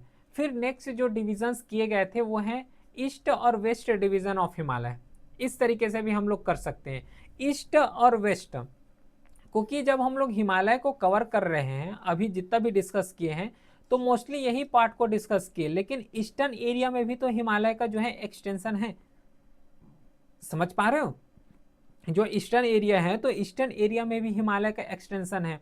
तो उसी में सबसे पहले रीजनल स्पेसिफिक कवर करते हैं। जैसे कि यहाँ पे देखोगे तो Kashmir Himalaya regional wise cover कर रहे हैं ना, ध्यान रखना इस चीज को। तो कश्मीर एरिया में देखोगे तो इस कश्मीर एरिया में जैसे कि मेजर रेंज काराकोरम है, लद्दाख हो गया, जांस्कर हो गया, पीर पंजाल हो गया, ये देखने को मिलता है। फिर इंपॉर्टेंट कुछ जो प्रोमिनेंट पीक हैं जैसे कि केटू हो गया, नंगा पर्वत हो गया, फिर उसके बाद जो है गैसेम ब्रूम हो गया, फिर राकापोसी हो गया, ये सब जो इंपॉर्टेंट पीक्स हैं ये सब कश्मीर में ही देखने को मिलता है। जो जिला पास हो गया, अब इन सब चीज़ के बारे में तो डिस्कस किए हैं, ठीक है। चलो अब इसके बाद जो है थोड़ा सा रीजनल स्पेसिफिक डिविजन्स करना स्टार्ट करते हैं। अभी तक डिस्कस किए थे पूरा हिमालय को ओवरऑल, अब सबसे पहले जो रीजनल स्पेसिफिक में डिवाइड करना है वो कश्मीर वाला हो गया, है ना, मोस्टली इसको कवर कर चुके हैं। उसके बाद जो है हिमाचल प्रदेश, उत्तराखंड हिमालय हो गया। कि देखो ये एक्चुअल में होता क्या है यहाँ पे कि एक तो ओवरऑल डिस्कस किया पूरा हिमालय को डिवाइड करके, जैसे कि ग्रेटर हिमालय हो गया, लेसर हिमालय हो गया, फिर शिवालिक हो गया। एक रीजनल लेवल में भी हिमालय को डिवाइड किए जाते हैं, जैसे कि पहला हिमालय डिवीज़न है यहाँ से ये वाला एरिया तक जो कि कश्मीर हिमालय रहा है। इसके बाद जो है इसको आगे जब डिवाइड करेंगे तो इस एरिया में जो कौन कौन से एरिया आते हैं, जैसे कि हिमाचल प्रदेश वाला एरिया हो गया, उसी के साथ उत्तराखंड हो गया। तो इस एरिया में क्या क्या इंपॉर्टेंट फीचर्स हैं, जैसे कि लेसर हिमालय के अंदर ही आते हैं, तो नाग तिब्बा हो गया, ये सब इसी में आते हैं। फिर कुछ मेजर पीक हैं, कामेत हो गया, नंदा देवी हो गया, केदारनाथ हो गया, त्रिशूल हो गया, है ना। ये सब किसके में आते हैं, कहाँ पे आते हैं, उत्तराखंड और हिमाचल प्रदेश वाले हिमालय एरिया में ही आते हैं। इंपॉर्टेंट पासेस भी यहाँ पे लिखा हुआ है। सेम इसी तरीके से इसको जो है नेपाल हिमालय की कैटेगरी में भी डिवाइड कर सकते हैं। नेपाल हिमालय में जैसे कि मेजर जो डिवीजन होते हैं वो महाभारत रेंज के द्वारा ही यहाँ पे डिवाइड किए जाते हैं। इंपॉर्टेंट पीक में धौलागिरी है, एवरेस्ट हो गया, अन्नपूर्णा हो गया, मकालू हो गया, ये सब चीज़ जो है ये नेपाल हिमालय में ही आते हैं। फिर नेपाल हिमालय के बाद जैसे ही थोड़ा सा आगे बढ़ोगे, थोड़ा सा आगे बढ़ने से हमें दार्जिलिंग और सिक्किम हिमालय भी देखने को मिलता है। इसमें जो माउंटेन को डिवाइड करते हैं महाभारत रेंज ही डिवाइड करते हैं। कुछ मेजर पीक जैसे कि कंचनजंगा हो गया, जो कि एक वर्ल्ड का 3rd हाईएस्ट पीक यहाँ पे कंसिडर किए जाते हैं कंचनजंगा को। इंपॉर्टेंट पासेस में जैसे कि जिलिपला हो गया, नाथुला हो गया, ये सब चीज़ जो है हमें देखने को मिलता है। फिर सेम इसी की कैटेगरी में अरुणाचल प्रदेश हो गया, तो ये इसके बारे में लिखा हुआ है। अब देखो ध्यान से, ये पूरा लोकेशन है। अब इस लोकेशन में कौन कौन सा इंपॉर्टेंट जो मेजर पासेस हैं वो पासेस यहाँ पे लिखा हुआ है, major passes of the Himalaya. अब इन सब चीज़ को थोड़ा सा अपने से कवर करना पड़ेगा, तब जाके ये कवर होगा, ठीक है। अपने से थोड़ा सा इसको जो है देखना पड़ेगा और अपने लेवल में हो भी जाएगा। कुछ यहाँ पे इंपॉर्टेंट पासेस भी लिखा हुआ है तो कवर कर सकते हैं। तो यहाँ तक पूरा कंप्लीट हो गया हिमालय के बारे में। एक ओवरऑल हिमालय जो है उसको डिवाइड किए हैं, उसके बाद उसको जो है रीजनल लेवल में भी हम लोगों ने कवर किए हैं। अब आते हैं सेकेंड कैटेगरी की तरफ, जिसको सेकेंड टाइप में डिवाइड किए हैं, वो है northern plane of India. Northern plane of India जो है, देखो एक्चुअल में जो यहाँ पे डिस्कस किए हैं ना, ऐसा नहीं समझना कि यहाँ पे अरुणाचल प्रदेश यहाँ पे डिवाइड किए हैं तो इन सब चीज़ को बताया ही नहीं है, ऐसे ही टिक मार्क के आगे बढ़े, नहीं। जब मैं बता रहा था, जब पूरे हिमालय को डिस्कस किए तो ये सब पॉइंट उसी में आए हैं, तो टाइम वेस्ट यहाँ पे ना हो, इसीलिए जो है इसको एक बार रीड करोगे समझ भी आ जाएगा, और इसको बोला हूँ, है ना, तो यहाँ पे कोई दिक्कत है नहीं, कोई इशू नहीं है। चलो, अब सेकेंड पार्ट जो है इंडिया को डिवाइड करने का, वो है प्लेन के हिसाब से, और स्पेशली नदर्न प्लेन का। अब इस एरिया को देखोगे, नदर्न प्लेन का जब हम लोग बात कर रहे हैं तो नदर्न प्लेन में जो ये वाला एरिया है ना, ये एरिया का बात कर रहे हैं, इसी एरिया में। और ये नदर्न प्लेन बहुत ज़्यादा इंपॉर्टेंट होता है। कैसे इंपॉर्टेंट होता है, क्योंकि यहाँ पे क्या होता है कि जो 3 रिवर है मेजर, कौन कौन से, इंडस रिवर हो गया, गंगा रिवर हो गया और ब्रह्मपुत्र रिवर हो गया, इन तीनों रिवर का फ्लोमेंट जो है वो यहाँ पे देखने को हमें मिलता है। जैसे देखो, इंडस रिवर ये वाले एरिया हो गया, इसके बाद जो है गंगा रिवर इस तरीके से आ रहे हैं, फिर इस साइड से देखोगे तो ब्रह्मपुत्र रिवर है, लेकिन यहाँ पे फ्लो हो रहे हैं, तो फ्लो हो रहा है तो इससे कुछ मतलब नहीं है, ऐसा नहीं होता। यहाँ पे जब 3 रिवर आ रहे हो, तीनों रिवर ही मिलके यहाँ पे जो प्लेन एरिया है उसको फॉर्म करते हैं, जिसे गंगा रिवर सिस्टम बोलते हैं या फिर गंगा ब्रह्मपुत्र रिवर सिस्टम बोलते हैं। क्योंकि यहाँ पे जो अपने साथ अवसाद लेके आ रहे हैं ना, वही बहुत ज़्यादा यहाँ पे इंपॉर्टेंट होता है। क्यों, क्योंकि देखो यहाँ पे ओरिजिनेट हो रहे हैं, ठीक है, ओरिजिनेट होके यहाँ पे जब इंडिया में इंटर करेंगे तो ये वाला एरिया को देखोगे तो बहुत ज़्यादा फर्टाइल हो जाते हैं, ठीक है। अब बहुत ज़्यादा फर्टाइल है तो यहाँ पे जो इरिगेशन फैसिलिटी है वो बहुत ज़्यादा अच्छे तरीके से कर पाएंगे। इरिगेशन बहुत अच्छे तरीके से होगा तो एग्रीकल्चर प्रैक्टिस बहुत अच्छे तरीके से होंगे, एग्रीकल्चर अच्छे से होगा तो इकोनॉमी ग्रोथ होगा, इकोनॉमी ग्रोथ होंगे तो जीडीपी ग्रोथ होंगे, तो ये बहुत ज़्यादा इंपॉर्टेंट है। चलो, इसको इकोनॉमिक से भी लिंक कर दिया हूँ। तो जो नदर्न प्लेन ऑफ इंडिया है, ये 3 ही तरीके से, यहाँ पे जो 3 मेजर रिवर हैं, गंगा रिवर हो गया, ब्रह्मपुत्र और इंडस रिवर हो गया, तीनों से ही मिलके यहाँ पे फॉर्म होते हैं। और यहाँ का जो सॉइल देखोगे तो बहुत ज़्यादा यहाँ पे फर्टिलिटी देखने को मिलता है, फर्टाइल सॉइल है। अब यहाँ पे सॉइल जो है फर्टाइल है, रिवर जो है फ्लो हो रहे हैं, कंटिन्यूस फ्लो हो रहे हैं, तो जो वाटर की रिक्वायरमेंट है वो बहुत ज़्यादा मिल रहे हैं यहाँ से, ठीक है, ये हो गया। इसी के साथ जो है अदर फैक्टर भी, जैसे कि मिनरल देखोगे तो मिनरल भी बहुत ज़्यादा यहाँ पे मिलता है, ठीक है, मिनरल भी बहुत ज़्यादा यहाँ पे मिलते हैं। तो ये कुछ इंपॉर्टेंट फीचर्स हैं, फैक्टर हैं, जिसके वजह से यहाँ पे जो पॉपुलेशन होते हैं बहुत ज़्यादा डेंसली होते हैं, डेंसली पॉपुलेटेड होते हैं as compared to other area. जैसे कि होता है ना कि माउंटेन एरिया में जो है लोग क्यों नहीं रहते, वहाँ पे हैबिटेट बहुत कम होता है। क्यों होता है?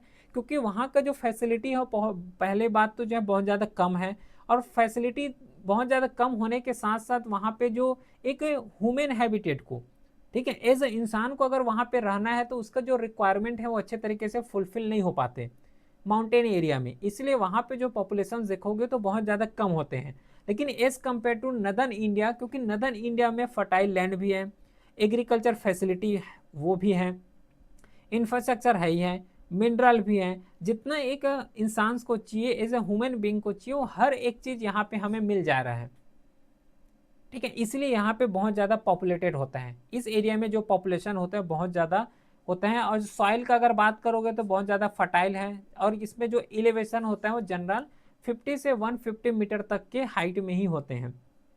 जब यहाँ पे फर्टाइल है, लैंड फर्टाइल है, तो एग्रीकल्चर जो प्रैक्टिस होगा वो बहुत ज़्यादा अच्छे तरीके से होते हैं, क्योंकि सॉइल यहाँ पे फर्टाइल है। तो सॉइल फर्टाइल होने की वजह से जो वीट हो गया, राइस हो गया, शुगर केन है, मैज है, इन सब चीज़ का जो प्रोडक्शन होता है बहुत अच्छे तरीके से यहाँ पे हमें देखने को मिलता है। तो ये हो गया। लेकिन अगर इसको थोड़ा सा और अच्छे तरीके से कैटेगराइज करेंगे तो यही चीज़ है जिसको यहाँ पे हमें कवर करना था एक्चुअल में। जो नदर्न प्लेन है, तो इस नदर्न प्लेन का जो मोस्ट इंपॉर्टेंट एक फीचर्स होता है, वो कौन सा फीचर्स है कि ये जो फॉर्म करते हुए डेल्टा का फॉर्मेशंस करते हैं। क्या होते हैं डेल्टा? एक्चुअल में होता क्या है कि देखो इसका लोकेशंस पहले कवर करते हैं ताकि और अच्छे से समझ आ जाए। तो देखो इस तरीके से जो इंडस रिवर है, तो इंडस रिवर फ्लो होते हुए आ रहा है। अच्छा, ये तो इंडस रिवर उधर चला जाएगा। एग्जाम्पल लेते हैं गंगा रिवर का। ठीक है, तो गंगा रिवर जैसे कि ये जो है फ्लो होते हुए आ रहे हैं।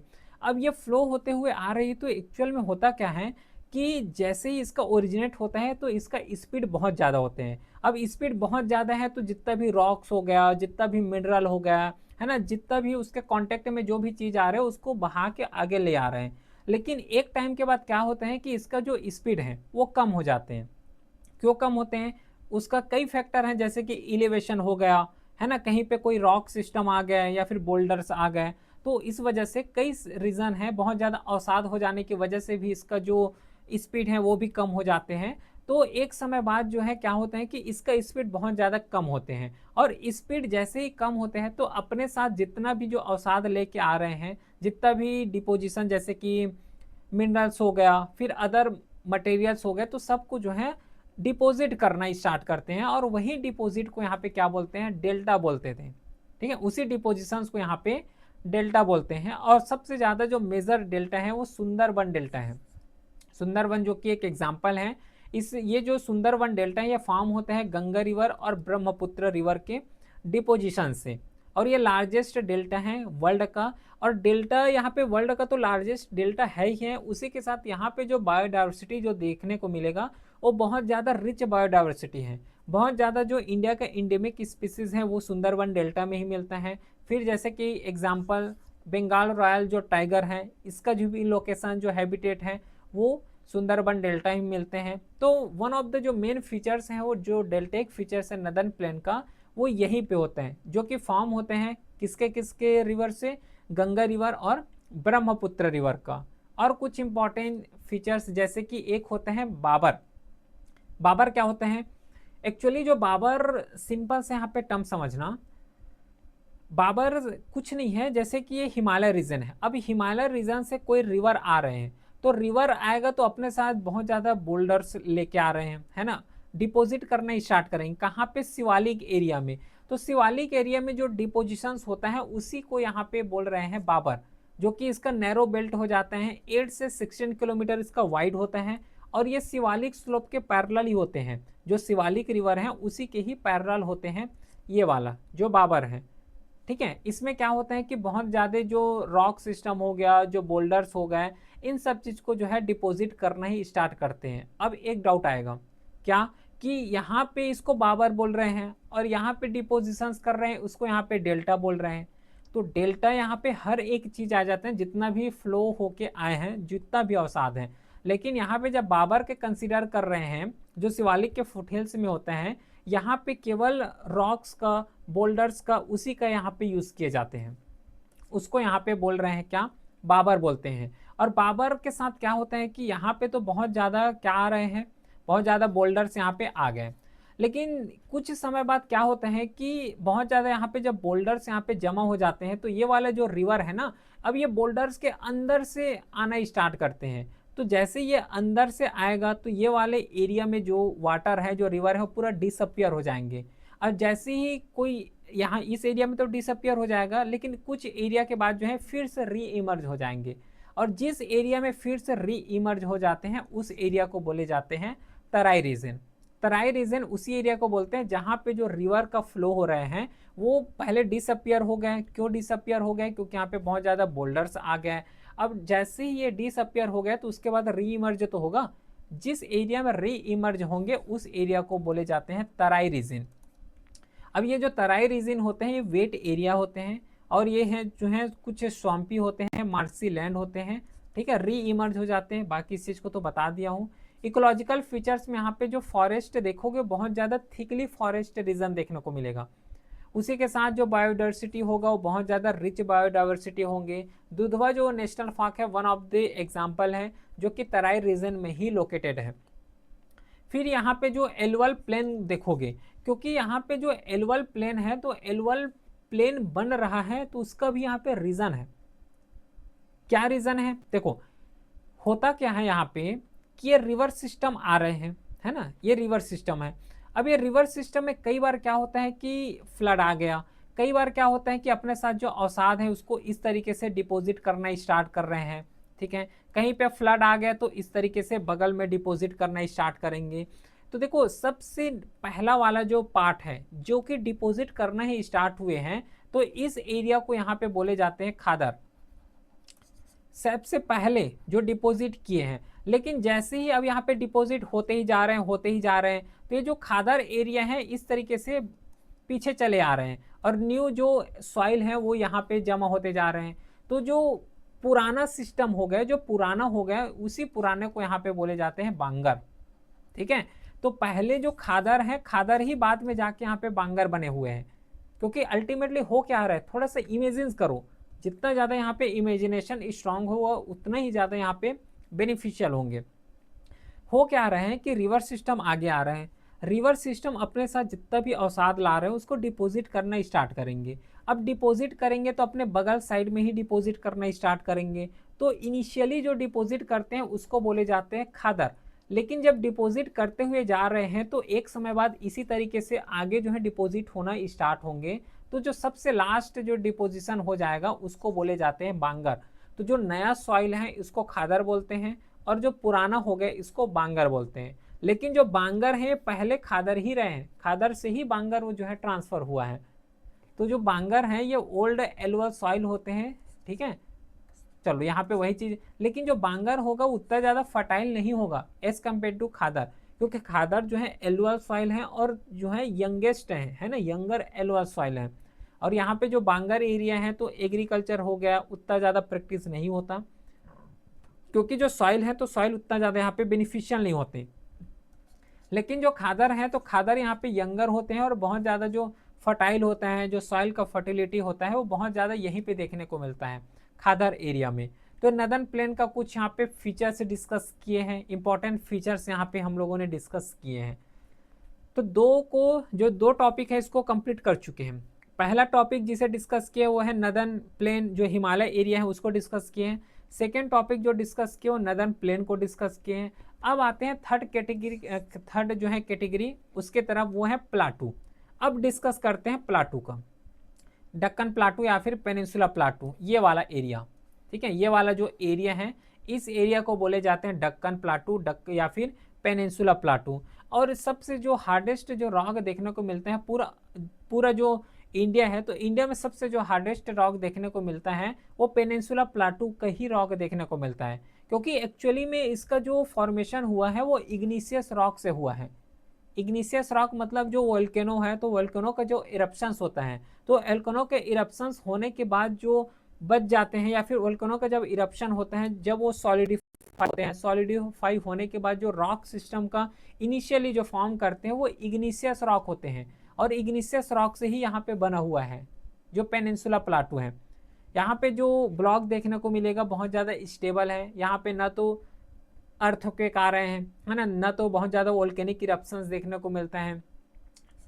ठीक है, इसका एक्सटेंस अगर देखोगे पेनिनसुला प्लाटू का, तो जो नदन वेस्टर्न है, तो ये वाला एरिया में अगर देखोगे तो जो दिल्ली रेंज है, तो दिल्ली रेंज तक या फिर जो दिल्ली रिज है अरावली एरिया तक वहाँ पे है नदन वेस्ट में। साउथ एरिया में जाओगे तो जो कार्डमम हिल है, तो कार्डमम हिल तक इसका लोकेशन है। फिर ईस्टर्न एरिया में जो राजमहल हिल है ना, तो वहाँ तक फैला हुआ है ईस्टर्न एरिया में। फिर जो नदन ईस्टर्न सॉरी जो वेस्टर्न एरिया में जाओगे तो जो गिर रेंज है, तो गिर रेंज तक इसका लोकेशन है। तो ये जो एक्सटेंस यहाँ पे दिए गए हैं ना, ये एक्सटेंस एटलीस्ट हमें तो पता होना चाहिए। जो पेनिनसुला प्लाटू है, तो पेनिनसुला प्लाटू का नदन में कहाँ तक एक्सटेंड गया है, सदर्न में कहाँ एक्सटेंड है, ईस्टर्न एरिया में कहाँ तक एक्सटेंड है, ये सब चीज़ जो है एटलीस्ट यहाँ पे हमें तो पता होना चाहिए।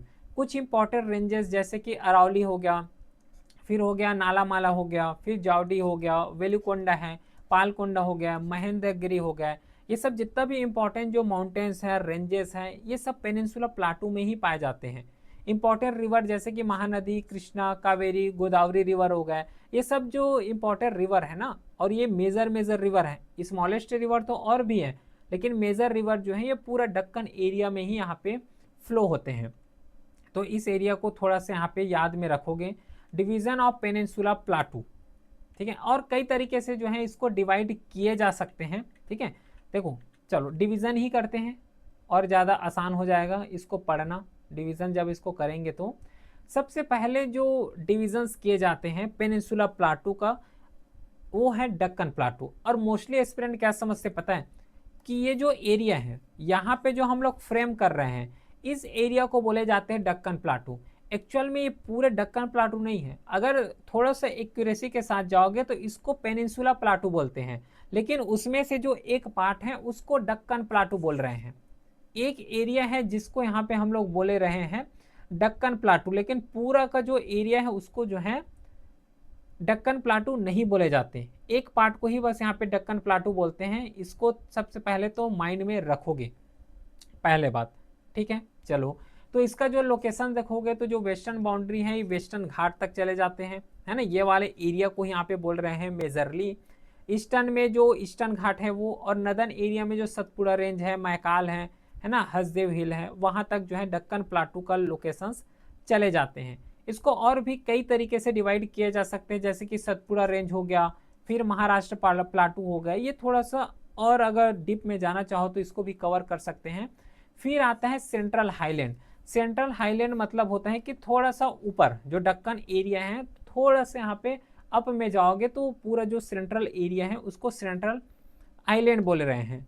इसका जो वेस्ट में जाओगे तो अरावली रेंज पड़ेगा लोकेशन, सदर्न में विंध्यांस रेंज है, और जो ईस्ट है वहाँ पे राजमहल हिल्स पड़ता है, जो कि ऑन एन एवरेज जो है 1000 मीटर तक ही इसका जो है इलेवेशंस देखने को मिलता है। कुछ ऑफ सब रीजन जैसे कि बुंदेलखंड प्लाटू हो गया, बघेलखंड प्लाटू हो गया, मालवा प्लाटू हो गया, इसको भी और डिवाइड कर सकते हो, क्योंकि जो सेंट्रल आइलैंड है तो सेंट्रल आइलैंड के अंदर भी और यहाँ पे डिवाइड कर सकते हो। बुंदेलखंड प्लाटू हो गया, बघेलखंड प्लाटू है, मालवा प्लाटू है, इन सब चीज़ को थोड़ा सा ऑप्शनल वाले के लिए छोड़ दो। ठीक है, इतना थोड़ा सा बहुत ज़्यादा डीप हो जाएगा, ऑप्शनल के लिए इसको कवर करना पड़ता है, लेकिन as prelims as a mains exam point of view इसको कवर नहीं करना है।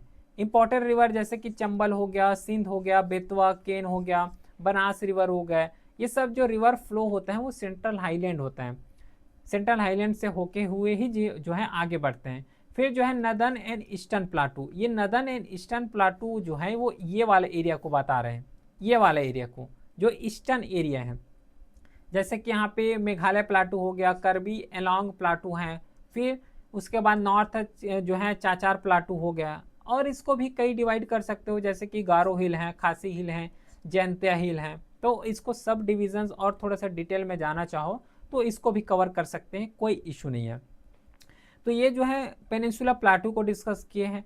अब नेक्स्ट जो डिवीज़न है जिसके थ्रू पूरे इंडिया को डिवाइड किए गए थे वो है इंडियन डिजर्ट।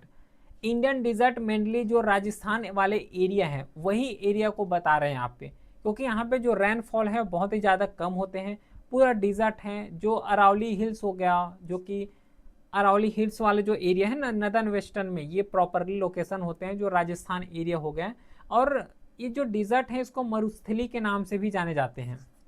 इंडियन डिजर्ट जो है इसको मरुस्थली के नाम से भी जाने जाते हैं। और यहाँ पे जो टोपोग्राफी देखोगे, है ना, टोपोग्राफी का मतलब होता है कि कुछ इंपॉर्टेंट जो फीचर्स देखोगे, तो जैसे कि सैंडी प्लेन है, फिर हो गया बारकेंस हो गया, लॉन्गिट्यूडनल डून्स हो गए। अब इसमें कंफ्यूज नहीं होना है।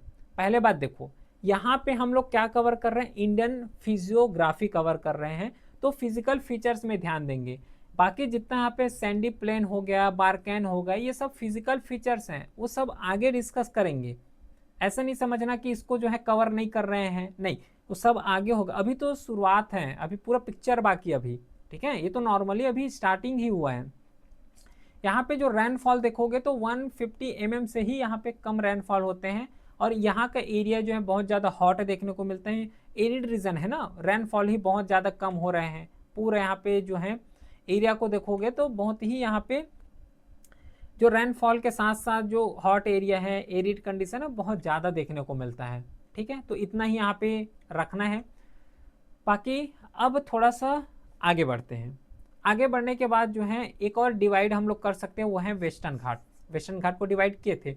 वेस्टर्न घाट ये वाला एरिया है, देखो ये वाला जब लोकेशन बनाते हैं ना, तो ये हो गया, इस एरिया को बोलेंगे ईस्टर्न घाट, और ये वाले एरिया को बोलते हैं वेस्टर्न घाट। वेस्टर्न घाट और ईस्टर्न घाट में क्या डिफरेंस है, वेस्टर्न घाट में जो रेंजेस देखने को मिलेगा वो पूरा कंटिन्यूअस रेंजेस हैं, और ईस्टर्न घाट में जो रेंजेस देखने को मिलेगा वो पूरा ब्लॉक ब्लॉक में है, कंटिन्यूअस नहीं है। क्यों? क्योंकि जो वेस्टर्न घाट है, तो वेस्टर्न घाट में जो रिवर का फ्लो होता है बहुत ही कम है as compared to eastern Ghat. Eastern Ghat area में देखोगे तो रिवर का जो फ्लो होता है वो ईस्टर्न साइड होते हैं, तो ईस्टर्न साइड होते हैं, तो इस तरीके से जो है जब फ्लो होता है तो बहुत ज़्यादा इसमें क्या होते हैं कि जो एरिया है, जो माउंटेन रेंजेस हैं, उसको कट करके वो आगे बढ़ते हैं, तो इस तरीके से ब्लॉक में हो गए हैं। जैसे कि महानदी हो गया, उसी के साथ गोदावरी रिवर हो गया, कृष्णा रिवर हो गया, ये सब क्या है, ईस्टर्न फ्लोइंग रिवर है। तो जो वेस्टर्न घाट है, जिसे सह्याद्री हिल्स भी बोलते हैं, इसका लोकेशन मेनली जो महाराष्ट्र, कर्नाटक, तमिलनाडु हो गया, केरला हो गया, वहीं तक देखने को मिलता है वेस्टर्न घाट में। इसको जो है यूनेस्को का वर्ल्ड हेरिटेज साइट भी यहाँ पे दिए गए हैं। और जो वेस्टर्न घाट है ये 6 स्टेट को कवर करते हैं, केरला, तमिलनाडु, कर्नाटका, गोवा, महाराष्ट्र और गुजरात। और इन्हीं 6 स्टेट में जो है पूरा कवर हो जाते हैं वेस्टर्न घाट। और ये जो है अप्रॉक्सीमेटली 1500 मीटर तक रहता है। इसका जो हाइट देखोगे तो नॉर्थ टू साउथ की तरफ जाओगे तो ये इंक्रीज होता है, नॉर्थ से साउथ, मतलब ये ऊपर से इस तरीके से आओगे ना, नॉर्थ से साउथ, तो इसका जो हाइट है हमें इंक्रीमेंट देखने को मिलता है। और जो है हायर है as compared to eastern Ghat, western Ghat higher है, और ये कंटिन्यूअस होता है वेस्टर्न घाट। ठीक है, और जो 8 जो ग्लोबल बायोडाइवर्सिटी हॉटस्पॉट है, उसमें से एक जो बायोडाइवर्सिटी हॉटस्पॉट है वो वेस्टर्न घाट है। एक बायोडाइवर्सिटी हॉटस्पॉट हिमालय को कवर किए हैं, हिमालय माउंटेन को कवर किए हैं। सेकंड जो बायोडाइवर्सिटी हॉटस्पॉट है वो है वेस्टर्न घाट। फिर यहाँ पे कई रिवर हैं जिसका ओरिजिनेट होता है, जैसे कि यहाँ पे कुछ इंपॉर्टेंट पासेस भी लिखे हुए हैं, जैसे कि बोर घाट हो गया, ताल घाट हो गया, है ना, पाल घाट हो गया। ये सब कवर करना है, अपने से कवर करोगे तो ऑटोमेटिक हो जाएगा, क्योंकि फैक्चुअल्स हैं। इसका पीडीएफ जो है टेलीग्राम चैनल में अपलोड हो जाएगा, तो वहाँ से इसको कवर कर सकते हो। सेम जो है ईस्टर्न घाट। अब वेस्टर्न घाट और ईस्टर्न घाट में सिंपल सा जो ईस्टर्न घाट है, इसमें कुछ इंपॉर्टेंट रेंजेस हैं, उसको याद रखना है, पता होना चाहिए। जैसे कि महेंद्रगिरी हो गया, नालामाला हिल्स हो गया, ये पूरा नॉर्थ टू साउथ अरेंजमेंट है, तो इसको एक बार बस हमें कवर करना है। फिर नेक्स्ट आता है कोस्टल प्लेन। ये भी एक अनदर टाइप्स है। जो कोस्टल प्लेन है, यहाँ पे वेस्ट कोस्टल प्लेन और ईस्ट कोस्टल प्लेन इस तरीके से डिवाइड कर सकते हैं। लेकिन जो कोस्टल प्लेन देखोगे तो ये वाला देखो, इस एरिया में जाओगे तो ये वेस्ट कोस्टल प्लेन है, ये वाला जो एरिया है ये ईस्ट कोस्टल प्लेन है। ठीक है, सबसे पहले हम लोग बात करते हैं वेस्ट कोस्टल प्लेन। अब ये वेस्ट कोस्टल अगर देखोगे तो यहाँ पे जो कोस्टल प्लेन है ना, पूरा सबमर्ज होते हुए दिखाई देंगे, और यहाँ का जो प्लेन है बहुत ज़्यादा नैरो है, क्योंकि as compared to eastern coast में जो एरिया को देखोगे, जो कोस्टल एरिया को देखोगे तो बहुत ज़्यादा यहाँ पे वाइड रेंज में देखने को मिलेगा। जो कोस्टल है तो कोस्टल का जो एरिया है बहुत ज़्यादा वाइड है, लेकिन अगर वेस्टर्न कोस्ट को अगर देखोगे तो नैरो एरिया है, बहुत ज़्यादा नैरो देखने को मिलता है। जैसे कि यहाँ पे जो सबमर्जेंट है, नदर्न एरिया में जाओगे तो सबमर्ज हो जाएगा, और केरला साइड जाओगे तो ये इमर्ज हो जाते हैं। इसको भी कई तरीके से डिवाइड करते हैं। जो कोस्टल एरिया हैं, तो अगर नॉर्थ से साउथ आओगे तो सबसे पहले ये वाला जो एरिया है गुजरात एरिया, तो ये वाले एरिया जो कोस्टल एरिया डिवाइड किए गए हैं इसको बोले जाते हैं कच्छ या फिर काठियावाड़ कोस्ट, पहला गुजरात एरिया में। इसके बाद नीचे आओगे जो कि महाराष्ट्र गोवा एरिया, इस एरिया में इसको कोंकण बोले जाते हैं, कोस्टल एरिया को डिवाइड किए हैं। फिर इसके बाद नेक्स्ट नीचे आओ कर्नाटका एरिया में, इसको बोले जाते हैं कन्नड़ कोस्ट, यहाँ पे लिखा हुआ है। इसके बाद जो केरला साइड है, केरला साइड में इसको बोले जाते हैं मालाबार कोस्ट। तो इस तरीके से जो वेस्टर्न कोस्ट है, वेस्टर्न कोस्ट को 4 पार्ट में डिवाइड किए गए हैं। पहला पार्ट को कच्छ या फिर काठियावाड़ कोस्ट हो गया गुजरात में, सेकेंड पार्ट को कोंकण कोस्ट है, थर्ड पार्ट जो कि कन्नड़ कोस्ट हो गया, और फोर्थ पार्ट जो कि मालाबार कोस्ट है ये केरला में होता है। ठीक है, पहला पॉइंट समझ आ गया। सेकेंड पॉइंट यहाँ पे है कि जो ईस्टर्न कोस्ट है ना, वेस्टर्न कोस्ट तो कवर कर लिए, जो ईस्टर्न कोस्ट है यहाँ पे अगर जाओगे ये वाले एरिया में तो यहाँ पे बहुत ज़्यादा जो रिवर है उसका कंटिन्यूस फ्लो होते ही रहता है, जैसे कि महानदी हो गया, गोदावरी, कृष्णा हो गया, कावेरी रिवर हो गया, और ये वन ऑफ द जो साल्टेस्ट लेक है ना, जो साल्ट वाटर लेक है इंडिया का, जो चिल्का लेक है वो यही रिवर में देखने को मिलेगा। जो महानदी रिवर है जो कि ईस्टर्न कोस्ट में है वहीं पे देखने को हमें मिलता है। इसका भी जो है डिवाइड कर सकते हो, ठीक है, लेकिन एट प्रेजेंट अभी थोड़ा सा यहाँ पे रुको, ठीक है, क्योंकि अब जो है हमें कवर, एक तो ईस्टर्न कोस्ट कवर कर रहे हैं, तो ईस्टर्न कोस्ट में रिवर के बारे में पता चल गया, लेक के बारे में भी पता चल गया, और कुछ इंपॉर्टेंट यहाँ पे पोर्ट्स भी हैं, इसको आगे क्लास में भी जो है हम लोग डिस्कस करेंगे। लेकिन एक दिक्कत तो नहीं बोलना चाहिए, लेकिन एक क्वेश्चन यहाँ पे आएगा। क्या क्वेश्चन है कि जो वेस्टर्न घाट है यहाँ पे कभी डेल्टा का फॉर्मेशन देखने को नहीं मिलेगा। क्यों नहीं मिलेगा? अभी एक चीज बताया हूँ। क्या चीज बताया हूँ कि ये जो वेस्टर्न घाट है और ईस्टर्न कोस्ट है, ये एरिया है, तो ईस्टर्न कोस्ट में जो देखने को मिलता है, क्या देखने को मिलता है कि जो कोस्टल एरिया है उसका, कोस्टल एरिया का जो वाइड है वो बहुत ज़्यादा वाइड है। लेकिन अगर वेस्टर्न में जाओगे तो यहाँ पे जो कोस्टल एरिया बहुत ज़्यादा नैरो है, पहला। अब यहाँ पे वाइड है और बहुत ज़्यादा जो रिवर का फ्लोमेंट होता है ना, एक्चुअली वो ईस्टर्न कोस्ट में होता है। तो जितना ज़्यादा यहाँ पे रिवर का फ्लो होगा उतना ही ज़्यादा यहाँ पे डेल्टा का फॉर्मेशन होगा। और मोस्टली जो रिवर इंडिया में फ्लो होते हैं वो पूरा ईस्टर्निंग फ्लो रिवर होते हैं, ईस्टर्न साइड ही फ्लो होते हैं, तो मेजर डेल्टा फॉर्म करते हैं। और कई भी रीज़न है, जैसे कि हार्ड एंड रॉकी टेरेन, ठीक है, पहला जो रीज़न है, क्योंकि नर्मदा रिवर, तापी रिवर यहाँ पे देखोगे तो ये वेस्टर्न घाट की तरह यहाँ पे फ्लो करते हैं। वेस्टर्न घाट मतलब पेनिनसुला प्लाटू, और पेनिनसुला प्लाटू किससे बना हुआ है? इग्निशियस रॉक से बना हुआ है। तो इग्निशियस रॉक से बना हुआ है, तो जितना ज़्यादा उसको रॉक हो गया, सेडिमेंट्री हो गया उतना, या फिर बहुत ज़्यादा जो अवसाद है उसको नहीं ले जा पाते, क्योंकि यहाँ पे रॉक ही इग्निशियस रॉक है, तो उसको जो है एक प्लग कर पाना बहुत ज़्यादा दिक्कत होते हैं। पहला रीज़न हो गया। सेकंड, यहाँ पे देखो ज़्यादा जो ग्रेडियंट होते हैं वो बहुत ही कम होते हैं, ठीक है, मतलब ग्रेडियंट यहाँ पे देखोगे तो बहुत ज़्यादा स्टीप ग्रेडियंट होते हैं, क्योंकि वाटर का जो फ्लो होता है ना, यहाँ पे जो वेस्टर्न घाट है उस एरिया में बहुत ज़्यादा कम होते हैं, बहुत ज़्यादा कम वाटर होते हैं। रिवर का फ्लो देखोगे बहुत ज़्यादा कम है, उसी के साथ जो लंबाई देखोगे तो बहुत ज़्यादा कम लंबाई होते हैं। तो कम लंबाई है तो जितना ज़्यादा अवसाद जो लंबा रिवर होगा as compared to long river, जो स्मॉल रिवर होंगे तो उसका लंबाई यहाँ पे बहुत ज़्यादा कम होगा। तो सेकेंड ये रीज़न हो गया। थर्ड यहाँ पे है कि जो एनुअल प्लेन जो देखने को मिलता है ना वो बहुत ज़्यादा कम है as compared to eastern flowing. फिर यहाँ पे हाई वेव एनर्जी होता है अरेबियन सी में। तो ऐसे कई रीज़न है जिसके थ्रू वेस्टर्न रिवर अगर देखोगे तो डेल्टा का फॉर्मेशन नहीं करते as compared to eastern river. Clear हो गया? चलो अब यहाँ तक तो पहुँच गए। ये लास्ट पॉइंट है जिसमें से हमें आइलैंड को कवर करना है। आइलैंड का मतलब होता है जो कि चारों तरफ से पूरे वाटर बॉडी से घिरा हो। ये कोई लैंड मास एरिया है और ये लैंड मास एरिया जो है चारों तरफ से कोई वाटर से घिरा हो, उसको बोले जाते हैं यहाँ पे आइलैंड। और इंडिया जो कि 2 मेजर आइलैंड ग्रुप हैं, पहला है बे ऑफ बंगाल और सेकंड है यहाँ पे अरेबियन सी, ठीक है, सेकंड है अरेबियन सी और पहला है यहाँ पे बे ऑफ बंगाल। सबसे पहले बात करते हैं हम लोग अंडमान एंड निकोबार आइलैंड का। अंडमान निकोबार आइलैंड को अगर देखोगे ना तो ये 3 टाइप में हम लोग डिवाइड करते हैं, स्पेशली 4 टाइप में भी डिवाइड कर सकते हैं। तो एक होता है अंडमान, ये वाला हो गया अंडमान, और ये वाला हो गया नीचे निकोबार। ये 2 हैं, बल्कि हम लोग एक ही बार बोल देते हैं अंडमान एंड निकोबार, लेकिन जियोग्राफिकली जो है दोनों अलग होता है। अंडमान अलग है और निकोबार अलग है। लेकिन जो अंडमान को देखोगे तो अंडमान को जो है 4 कैटेगरी में डिवाइड करते हैं, मतलब पार्ट में डिवाइड करते हैं इसको।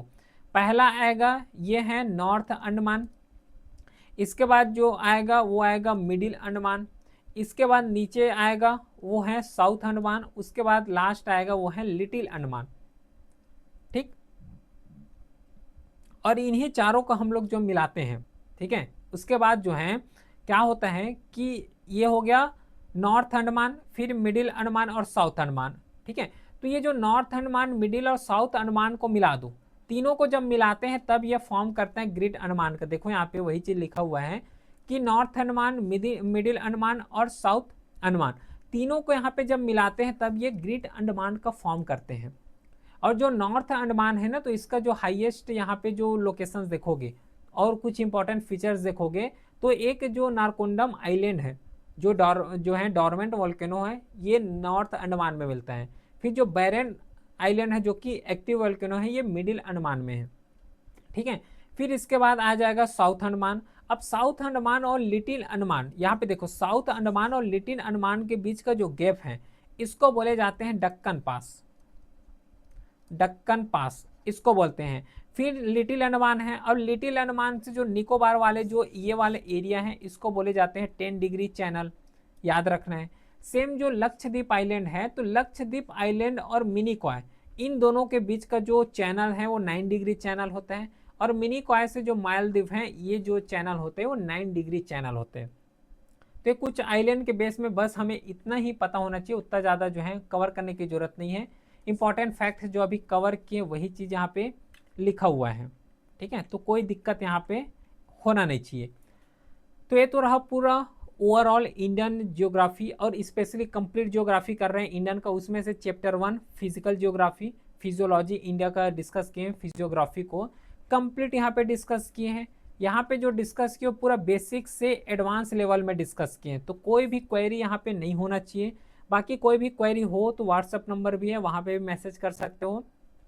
इसी के साथ अगर इस क्लास का पीडीएफ जो है टेलीग्राम चैनल में अपलोड हो जाएगा, कोई लिंक आता है या फिर कोई नोटिफिकेशन है, ये सब टेलीग्राम चैनल में ही अपलोड होते हैं। फिर मिलते हैं नेक्स्ट क्लास में, तब तक के लिए thank you, have a great day.